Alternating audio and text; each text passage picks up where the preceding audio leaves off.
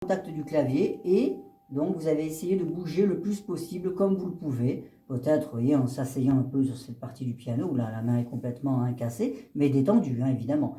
Ou au contraire, comme ça, donc la main est en suspension, ok, le doigt est beaucoup plus tendu, mais ça reste détendu, entre guillemets, dans cette partie-là. À tout moment, vous voyez, je peux vraiment soulever, hop, il n'y a pas de tension particulière. Il y a juste ce qu'il faut pour que le doigt tienne le clavier.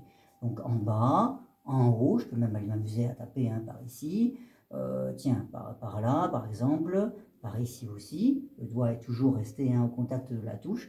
Voilà, première chose à faire, vous pouvez le faire sur le sol et sur la deuxième note de votre morceau, c'est-à-dire le numéro 2, qui est donc le Mi. Donc le Mi, troisième doigt.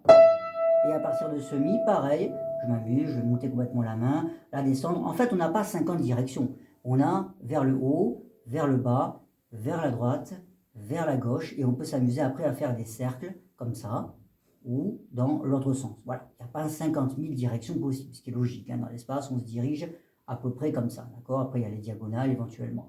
Mais peu importe ce que vous pouvez pour détendre le corps. Ça, c'est la première chose. Ensuite, on a détaillé donc les différents gestes. Pour les deux premières mesures, ils sont identiques. Et également pour ces deux mesures-là, puisque c'est les mêmes notes qui reviennent. Donc, c'est un geste qui est latéral, comme ça, droite-gauche, droite-gauche. Donc, le voilà. Droite, vous voyez, j'essaie vraiment de faire en sorte qu'il n'y ait pas de limite, comme si ma main voulait vraiment aller comme ça, puis au contraire, quand je vais vers le Ré, vers la gauche, vous voyez, hop, comme s'il n'y avait pas de limite, je voulais vraiment me diriger quelque part, hop, sans limite. Voilà, j'exagère exprès, mais voilà. Voilà pour ces deux premières mesures. Dans la troisième mesure, on va suivre le graphisme des notes. Mi en bas, le sol il est plus haut, on va monter la main, et puis après on va redescendre, on descend, on arrive sur le Ré qui est le point le plus bas, on remonte un peu sur le Mi, et puis on redescend sur le Ré. Voilà.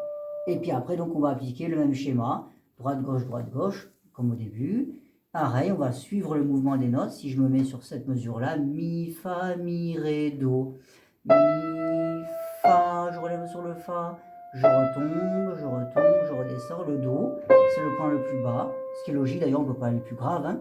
Hop, on remonte sur le Mi, et puis on retombe. Et voilà, terminé.